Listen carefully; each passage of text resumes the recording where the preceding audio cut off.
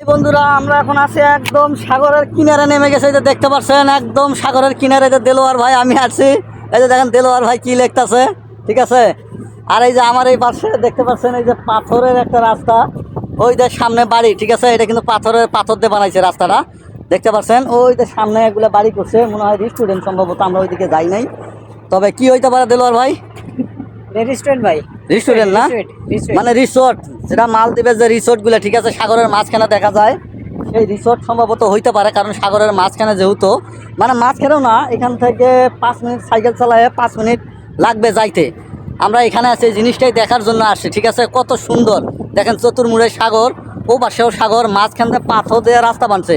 রাস্তা বান্ধার পরে তারপরে ওখানে রিসোর্ট করছে, মানুষের যাওয়া আছে রাস্তা করে দিচ্ছে। তো সবাই ভালো থাকবেন, আর হচ্ছে ভিডিওটা বেশি বেশি করে শেয়ার করে দেবেন। অনেক দূর থেকে দেখার জন্য আসছে এইটা, ঠিক আছে। খুব ভালো লাগলো। তো যদি আপনাদের কাছে ভালো লাগে এই সুন্দর সুন্দর জিনিসগুলো দেখার জন্য, তাহলে অবশ্যই ভিডিওগুলো লাইক দিবেন, শেয়ার করবেন এবং শেয়ার করে দিবেন।